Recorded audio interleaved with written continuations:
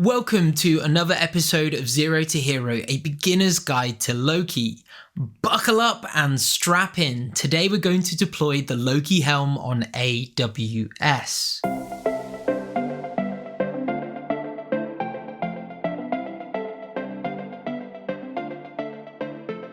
Yes, you heard me correctly. From start to finish, we'll set up a Kubernetes cluster on AWS. We'll then go through and configure the minimum set of AWS resources you need before hitting that deploy button on the Loki Helm. Then, for good measure, we'll ingest some logs and monitor our new Loki cluster. But before we begin, I do have some homework for you. Check out mine and Nicole's new architecture video if you've not already done so. It's not a requirement, but it will save you Googling all of that Loki component jargon as we go through this tutorial. And finally, let's read through some small print. Number 1. The recording date is the 31st of October 2024. Hopefully if you're watching this 6 months from now, most of this tutorial is still relevant. As we know though, the software world moves fast, so be careful your AWS environment hasn't changed. Number 2, I am giving you a very opinionated way of deploying Loki to ensure that you get up and running. The Loki Helm though is actually pretty flexible, but if you're a first-time OSS user, my advice is to start with this as bedrock and incrementally update your deployment as your needs change. And lastly, I have assumed that you have God-level permissions within your AWS cloud environment. More on permissions in a bit, but make sure you have the ability to create EKS clusters, S3 buckets, and add custom IAM roles and policies, or have a cool DevOps friend that can. That will keep my lawyer happy. Let's get on with the tutorial. Like any good recipe, we need some ingredients, otherwise known as prerequisites. Make sure you have the following installed locally on your PC. kubectl, a CLI for running commands against your Kubernetes cluster. Helm, a software package manager for Kubernetes that simplifies the process of deploying applications and services.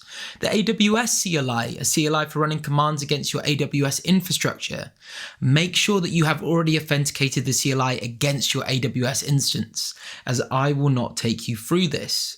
And then lastly, EKS-CTL, a CLI tool which reduces the friction of creating EKS clusters.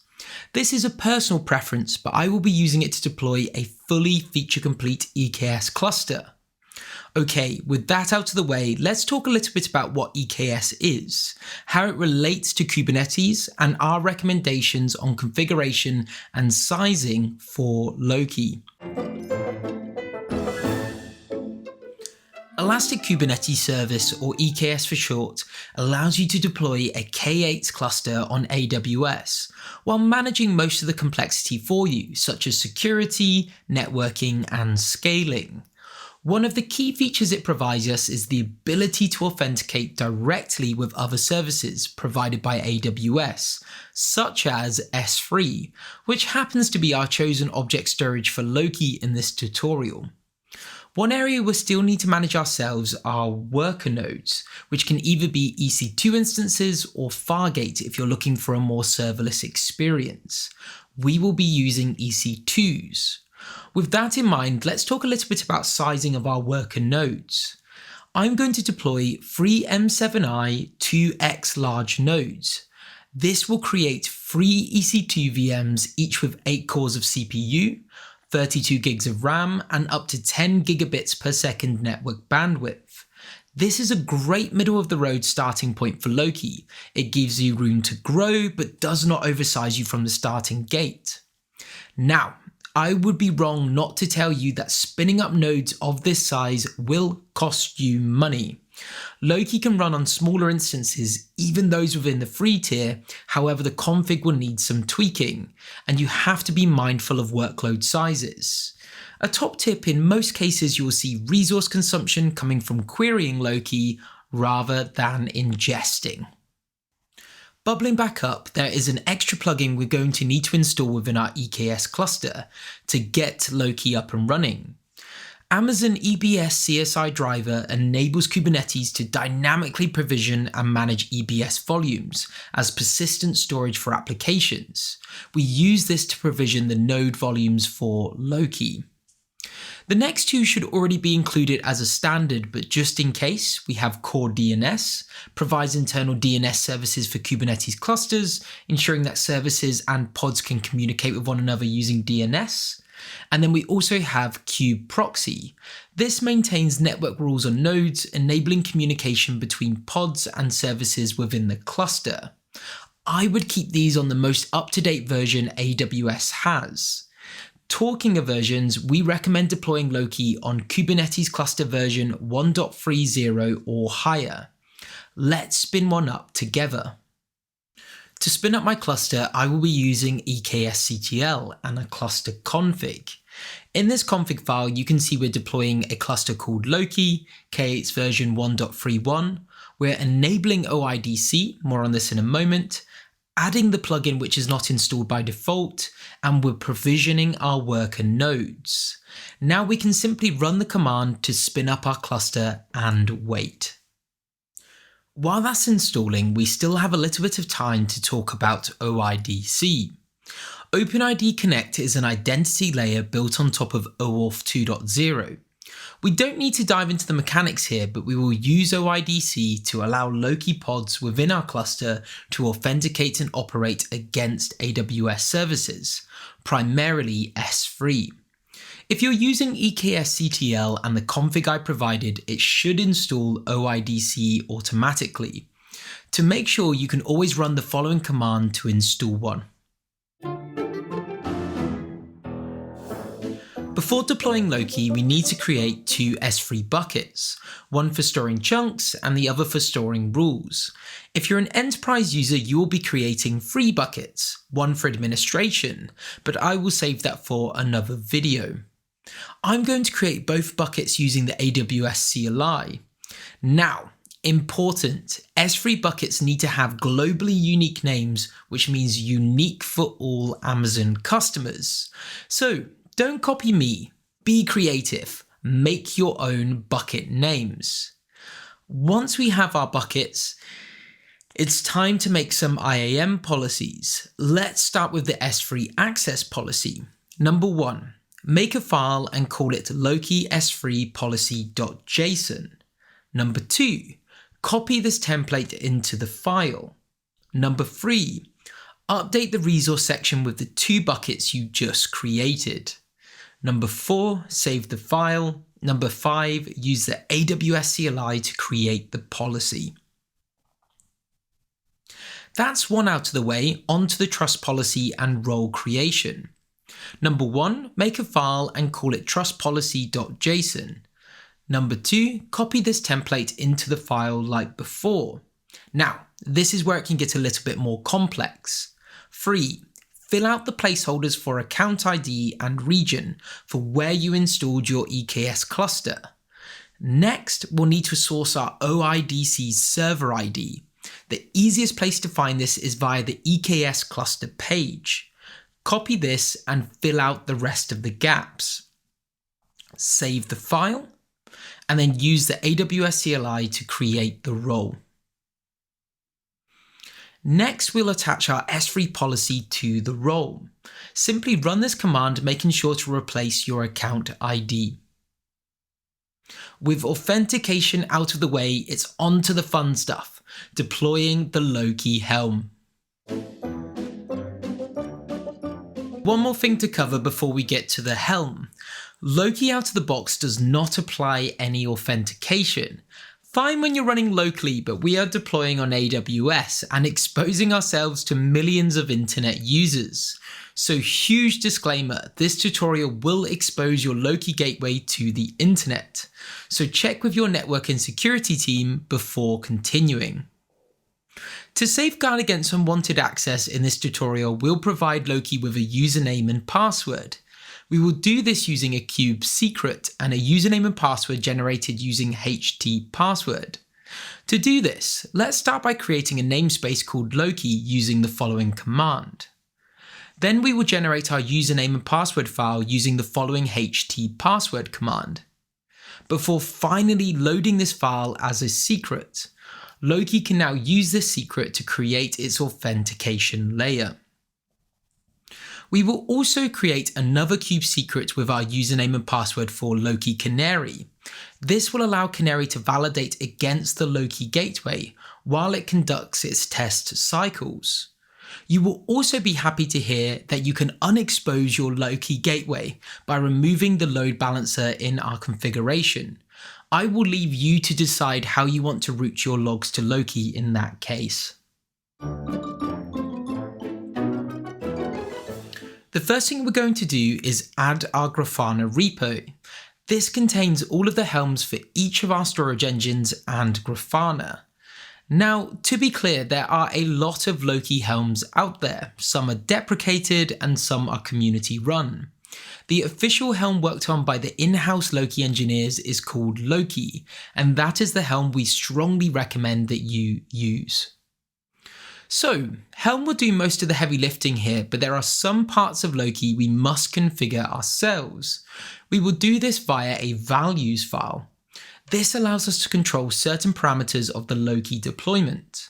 We could spend a whole video going through every option and it wouldn't be very fun. So I'm going to take you through the baseline template for Loki microservice and tell you which bits you need to configure. A huge top tip here is that you need to imagine the values file having two roles. The first being configuring how Loki deploys, such as the number of replicas, which type of object storage, which deployment mode. And the second role is creating the Loki config to tell Loki how to act. If you have run single node Loki, you have already generated one of these files before. The water's murky here a bit, so if you feel like you're repeating yourselves, just remember these two rules. Starting off, we have schema config. This sets up how Loki will generate an index and the format the chunks will take. I would leave this unmodified unless you are migrating an older Loki schema to a new one. Next up, we have storage config.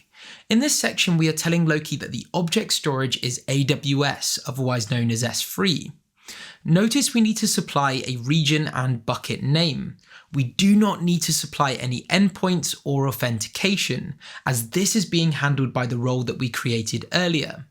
In this section, make sure you fill in the region of where your S3 buckets are located and the bucket name for your chunks bucket. Next, we have a new one, which is pattern ingester. We're enabling this for explore logs in Grafana. It runs your logs at ingest through a set of algorithms to extract patterns. We have limits config.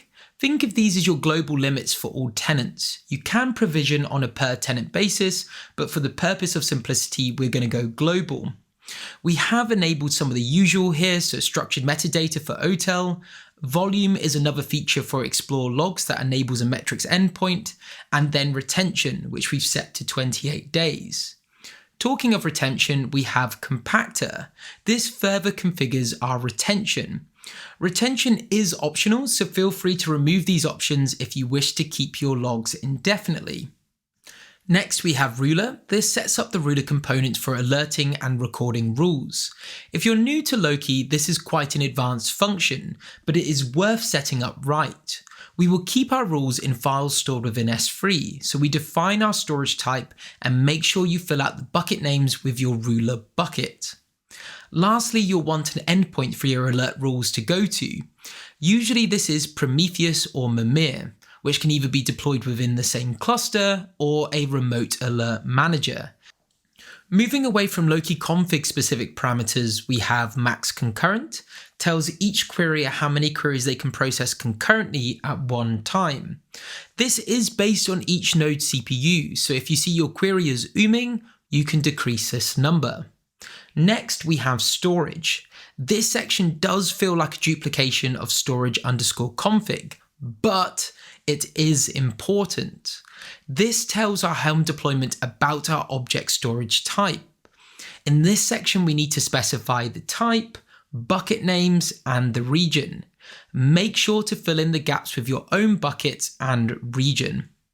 Deployment mode, the style of Loki you're deploying, whether that be microservices or monolithic. Service account, this is the secret source of all of our IAM work. Here we define the IAM role we created earlier.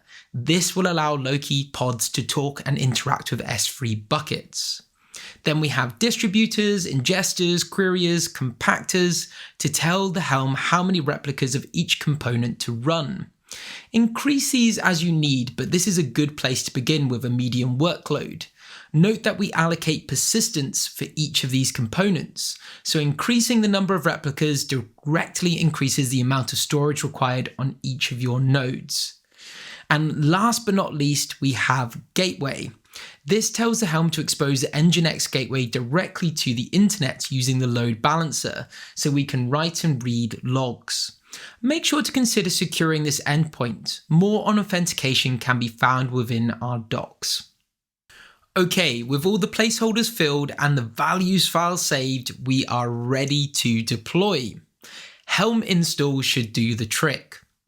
It's important to create a namespace called Loki, as our trust policy is set to allow the IAM role to be used within the Loki service account in the Loki namespace. This is configurable, but make sure to update your service account. This will take a couple of minutes, so grab a cuppa and come back. Nice to see that you're still with me. Now, to check if we've been successful, let's start by checking that all pods are up and running. Next, let's check our S3 buckets for signs of life. We should see in the chunks bucket a file called Loki cluster c.json. This shows us that Loki has access to our S3 bucket. Don't worry, it can take a while for Loki to flush chunks, so take a little look back later to check for new directories containing your stored logs. So, while you've been grabbing a cup of tea, I have been a little cheeky and installed some extra monitoring features using the Meta monitoring stack, as well as writing some logs from my carnivorous greenhouse application. I will teach you more about meta monitoring in another video. For now, here is how to write logs to your own Loki cluster. To start, we need to find your Loki endpoint and create a tenant ID.